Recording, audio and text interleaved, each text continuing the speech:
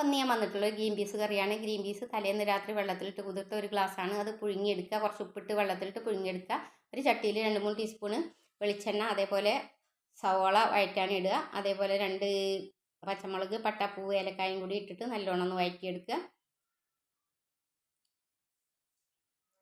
ഒരു കഷ്ണം ഇഞ്ചി ചതച്ചതും ഇട്ട് കൊടുക്കുന്നുണ്ട്. വെളുത്തുള്ളി ഞാൻ ഇതിലേക്ക് ചേർത്തി കൊടുക്കുന്നില്ല. വെളുത്തുള്ളി ടേസ്റ്റ് എനിക്ക് ഇഷ്ടമല്ല. 1/2 ടീസ്പൂൺ ഉപ്പും ഇട്ട് കൊടുക്കുക. കറിവേപ്പില ഇട്ട് കൊടുക്കുക. ഉപ്പ് വേണമെങ്കിൽ പിന്നെ ആവശ്യത്തിനനുസരിച്ച് ഇട്ട് കൊടുക്കുക. പച്ചമുളക് 4-5 ഇട്ട് കൊടുത്താൽ നല്ല ടേസ്റ്റാണ്. ഇവിടെ പേരക്കുട്ടികൾ ഉണ്ടാവുകൊണ്ട് എനിക്ക് പറ്റാത്തതുകൊണ്ടാണ്. ഏകദേശമൊക്കെ വഴന്ന് വന്നിട്ടുണ്ട്. ഒന്ന് അടച്ച് വെച്ച് കൊടുത്തിട്ടുണ്ട് ഞാൻ. അതിന് ശേഷം ഒരു 12 അണ്ടിപ്പരിപ്പ്, ഒരു അരമുറി നാളികേരം, ഇത് നല്ലോണം നല്ല പേസ്റ്റ് രൂപത്തിൽ അരച്ചെടുക്കുക. ഒരു ടീസ്പൂൺ കുരുമുളക് ഇട്ട് കൊടുത്തു. ഇനി ആ അരപ്പ് ഇതിലേക്ക് ഒഴിച്ചു കൊടുക്കുക. പച്ചപ്പട്ടാണി കടലയും ഒഴിച്ചു കൊടുത്തിട്ടുണ്ട്. അപ്പം ഇതിന് ശേഷം ഇതിൻ്റെ മുകളിൽ കുറച്ച് മല്ലിച്ചപ്പും വിതറി കൊടുത്താൽ നല്ല ടേസ്റ്റുള്ള നല്ലൊരു ഗ്രീൻ പീസ് കറി ഇവിടെ